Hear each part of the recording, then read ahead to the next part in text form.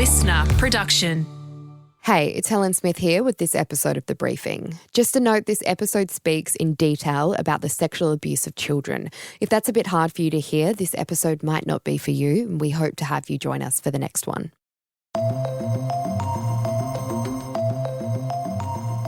Gerald Ridsdale, known as Australia's most notorious paedophile priest, has died at the age of 90 after being in prison for over 30 years. Ridsdale was convicted 8 separate times over the sexual abuse of 70 known victim survivors, with the most recent sentencing being in 2023. He was first sentenced back in 1993 over the abuse of children in his parish, pleading guilty to multiple charges relating to the sexual abuse of 72 individuals. Over the course of his time in his role, he was shifted about 16 times to different parishes to cover up his crimes. Since 1994, Ridsdale has been in prison, with hundreds of new charges being brought against him since his imprisonment, including 62 in 2024. The impact of his abuse on his victim survivors and on the reputation of the Catholic Church and on Australian society cannot be understated. Lucy Morris-Marr is a Walkley Award-winning investigative journalist, author and broadcaster who's written the book Fallen, the inside story of the secret trial and conviction of Cardinal George Pell. And she's gone in great detail into the abuse surrounding Ridsdale. And she's spoken to numerous people impacted by the abuse of Ridsdale. Lucy, why was Gerald Ridsdale known as Australia's most notorious paedophile priest? Well, his reign of terror was absolutely prolific. It stretched about 30 years from when he was first ordained as a priest at the age of 27. And his abuse stretched across nearly every single posting he was sent to across Victoria. I mean, it's absolutely horrible. I mean, he was sent to Mortlake, Ballarat, Apollo Bay, Inglewood, Horsham, Bacchus Marsh, the list goes on, yeah? And in every place he was abusing children, boys and girls of all ages.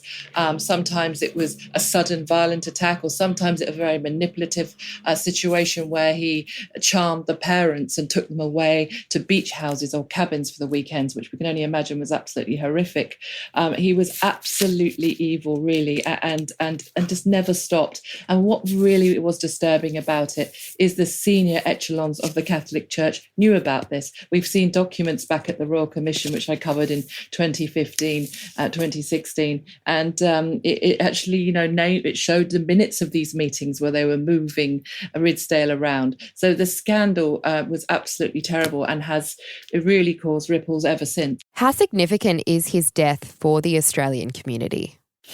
Huge, really, especially obviously those people he abused who are still alive and their families. And there actually probably are people out there who were abused by him who still haven't come forward. Because, of course, in situations of abuse, there's often a lot of shame and confusion, and people don't want to come forward until their parents have died, for example, because, they don't want them to be upset. And so there will be people out there who are deeply triggered by this, absolutely terribly. And I will be I know some of them, and I will be checking in on them later on today, just to see how they are. Obviously there will be relief and closure for some, but others it will bring back very traumatic memories, and they will need help sort of getting through that. What has the reaction to his death been? So far, especially on Twitter, there's very much, he's in the right place. He's now in hell. There's no good about him, really. I did understand from a family member I interviewed a few years ago that I think he's from a huge family in Ballarat, a number of siblings, lots of nieces and nephews, etc. And I understood there was 1 or 2 sisters who still visit him and were loyal to him. So there could be some kind of family funeral, but it'd be very private. It'll be away from the media. It won't be publicised because obviously there's so much hate towards him. But, there's no fans of him really in Victoria. And has there been a long-standing impact on the Catholic Church because of his crimes? Absolutely. It was shameful, not only his abuse and the opportunity and how it was so unchecked at the time, but also obviously the church's reaction at the time, as I mentioned. This cover-up was very much part of the Royal Commission, and they made many, many recommendations as a result. So it actually changed the law, and, children hopefully are a bit safer. But we have to remember, a lot of the time I've seen headlines today saying he was evil and monster, and yes, he is, and I've used that word. But also abuse is still going on, and it is it's teachers in the community, it can be priests. This isn't over. I'd love to say, oh yes, and because he was punished, that was it, and that was from, all those years ago. Abuse still happens. Abuse often mostly happens in the home, and it's everyday people you wouldn't expect. So it's a big subject and a big conversation, and a reminder that it does happen, and we have to really look after children in all circumstances. Considering his crimes, was his punishment enough that he was in prison until his death? Well, in Australia, obviously, we can't execute people as the best we could do. And what was very brave of survivors and victims was when he first went to prison. He was convicted in 93 and went to prison end of 93, 94. And, he's been in prison ever since. But victims kept coming forward. And as a result, his jail time was extended. So that was very brave of those people to keep going through that legal process, sometimes seeing him on video links or in court and all that sort of thing.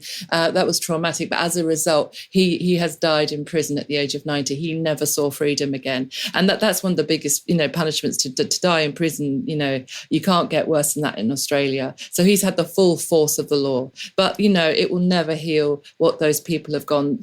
And here's the sad thing as well. There's a lot of people in Australia who aren't alive to see this news today because they took their own lives as a result of Gerald Ridsdale. A lot of them who were pupils at St. Alepius School in Ballarat, where he was the chaplain there, and the crimes he committed there against those children in the 70s, where he lived in the presbytery with George Pell at one point, who also oversaw one lady said that he saw her getting raped as a young child. That's one of the stories I wrote in my book. He was absolutely hideous in his behaviour there. And as a result, there was a picture that was waved in the air at the Royal Commission in Ballarat that shocked everyone in the courtroom. And it was a black and white photograph of one of the classes. They were only about maybe 8 or 9 years old in around mid-1970s. And this victim held it up and said, at least half the children in this photo are no longer alive. They've taken their lives because of the abuse by Ridsdale, but also the Christian brother priests who were abusing the children in the school at the time. They were all paedophiles, all of them. And that is a horrific legacy. So there's families of those children who took their lives as adults who also will be very triggered and grieving today. You mentioned there George Pell. What do we know about Ridsdale's relationship with the late Cardinal George Pell?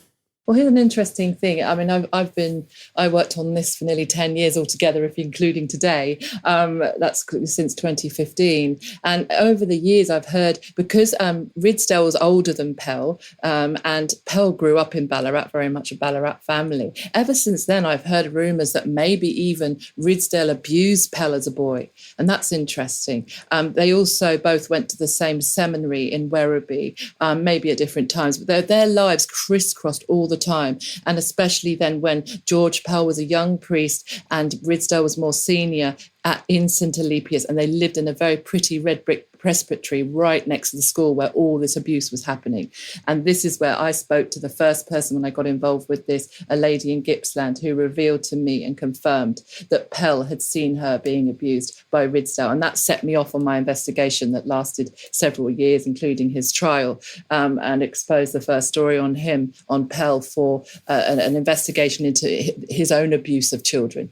And then later they were even together at Swan Hill. And of course, there's that famous photograph of George Pell accompanying Ridsdale to the magistrate court in 1993 to hear his first charges against him for child abuse. And that was a shadow, a cloud that followed George Pell right to the end of his life. And it was such damning evidence that he was helping. And there was this whole culture of each other helping each other at this time. And look, some of it will never still be known, the full extent of it. But that's what's really disappointing and really the scandal scandal at the heart of it, that they helped each other, even though they knew that moving Ridsdale to another parish would mean more children. And abuse means depression, it means suicide, it means terrible relationships, lack of employment, bad relationships with children and your wife, etc. Abuse is such a terrible, terrible thing. And it's not just the incident, which itself is horrific. It goes on for decades, and it can be intergenerational as well. So this is how serious it is. And Pell was very much entwined with Ridsdale, with a deep friendship. And that did haunt him to his own death as well.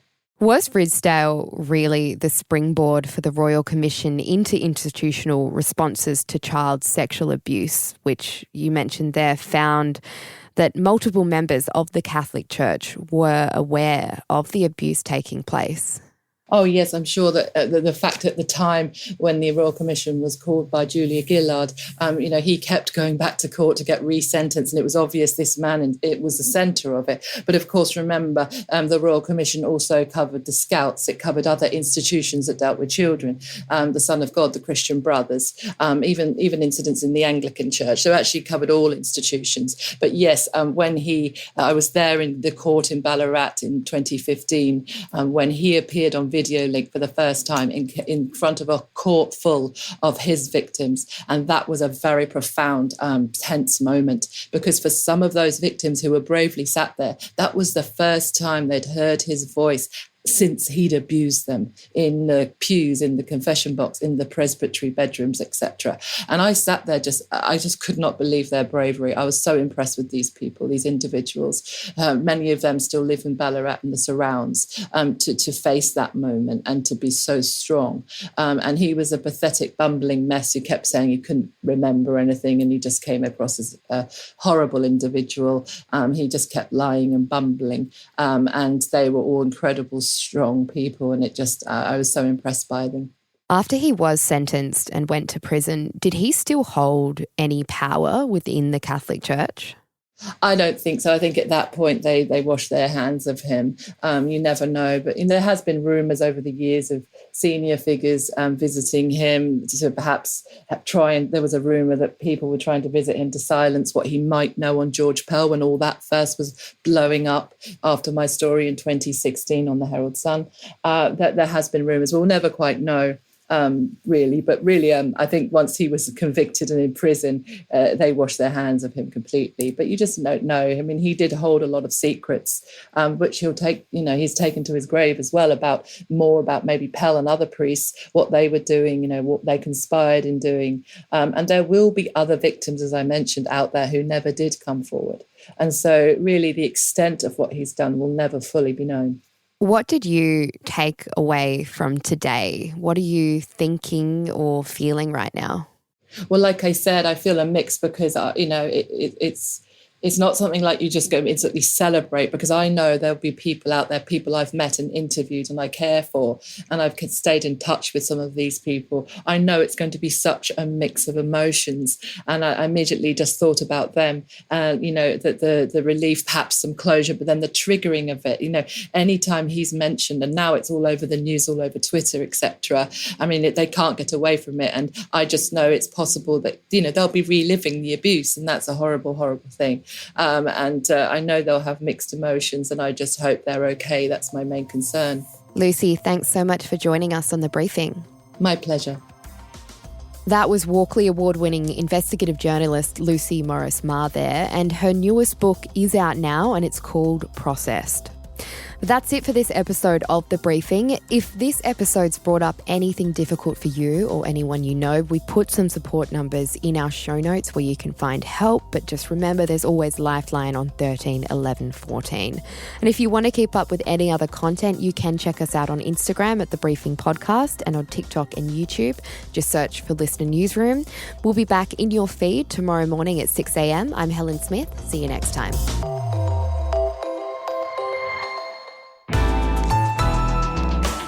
Listener.